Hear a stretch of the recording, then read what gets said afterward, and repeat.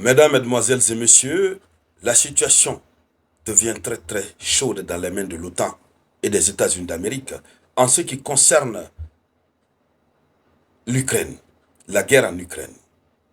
La Chine, qui est restée longtemps silencieuse, qui a voulu toujours adopter une position un peu plus neutre, la Chine vient de sortir de son silence par le biais d'une communication privée faite par son ministre des Affaires étrangères.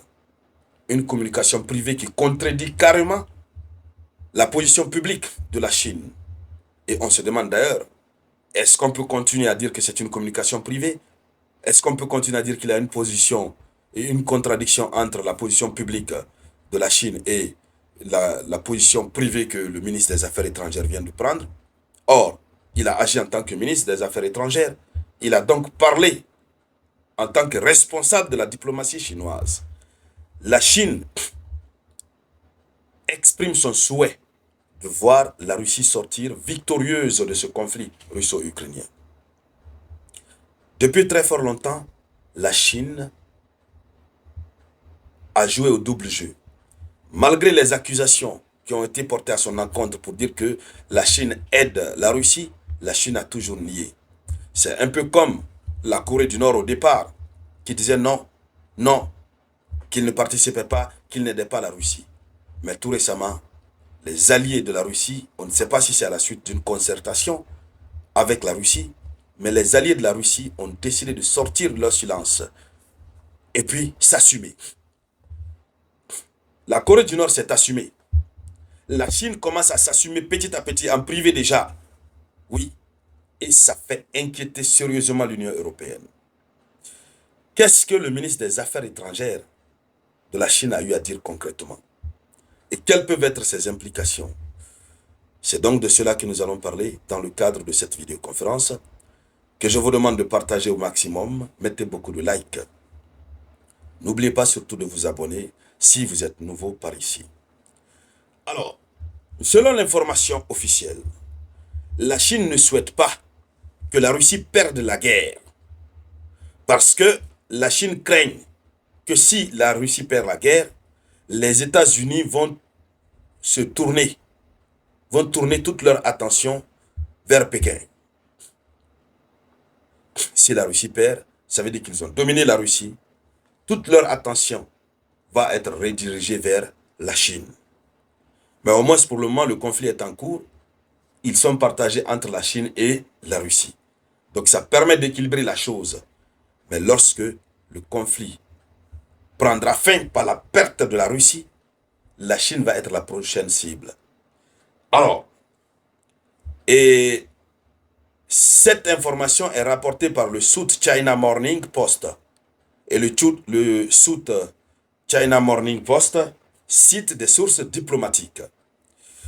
Selon le journal South China Morning Post, le ministre chinois des Affaires étrangères, Wang Yi, a exprimé cette position lors d'un entretien avec la nouvelle haute représentante de l'Union européenne pour la politique étrangère, la dame Kaja Kallas. Kaja Kallas, qui a une tête dure, qui ne veut pas voir la tête de Vladimir Poutine. Kaja Kallas, qui est rasé dans sa tête, qui est foncièrement engagé contre tout ce que Vladimir Poutine fait. Donc, selon ce média chinois, c'est au cours de cet entretien. Lorsqu'on parle d'entretien, c'est privé. Donc, ce n'était pas au cours d'une déclaration publique.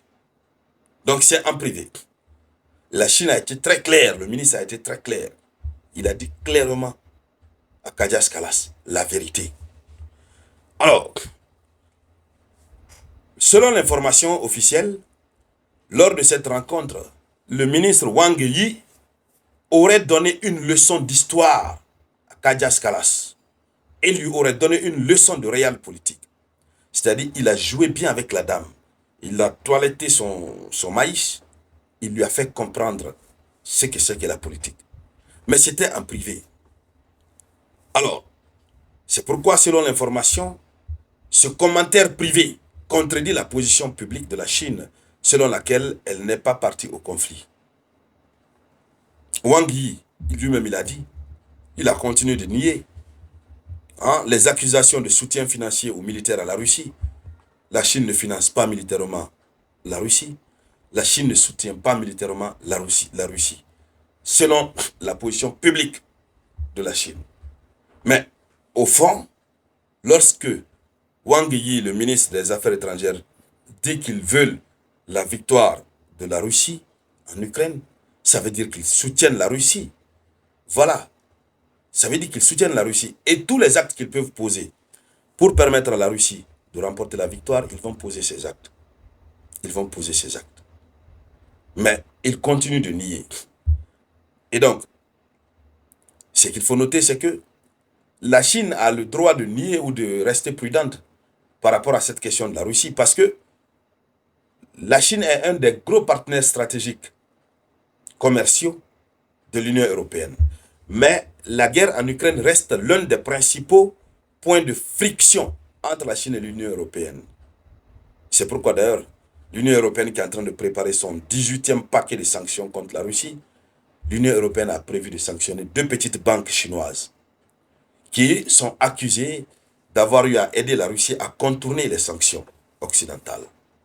Donc, voici la déclaration qui est faite, mais qui est considérée comme étant une déclaration privée, que même la Chine pourra nier, parce que sur le plan de la diplomatie internationale, la Chine veut rester dans l'anonymat dans le cadre de son soutien à la Russie. La Chine veut rester cachée dans le cadre de tout ce qu'elle apporte à la Russie. Et publiquement, la Chine joue à la réelle politique. Voilà.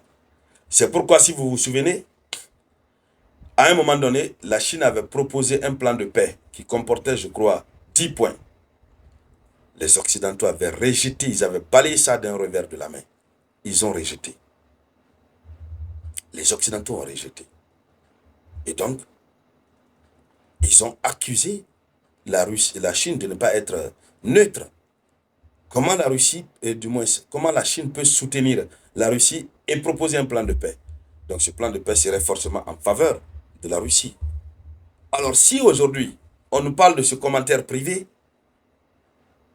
ça porte, c'est-à-dire, ça fait penser que le torchon est en train vraiment de brûler entre la Chine et l'Union européenne et même les autres partenaires occidentaux. C'est ça le sérieux problème. Et ça démontre d'ailleurs que l'ensemble des activités que la Russie est en train de mener tout récemment à travers l'accélération de ses frappes, ça montre que la Russie a eu à échanger avec ses amis, les pays alliés. Et ils ont donc peut-être décidé d'en finir une fois pour toutes avec cette affaire. Et donc, mesdames, mesdemoiselles et messieurs, c'était ça la une de l'actualité internationale. Merci de la partager au maximum. Je vous reviens tout à l'heure avec